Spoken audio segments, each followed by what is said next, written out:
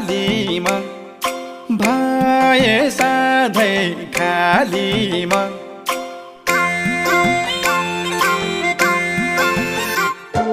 तिमी फुल डालीमा भए सधैँ खालीमा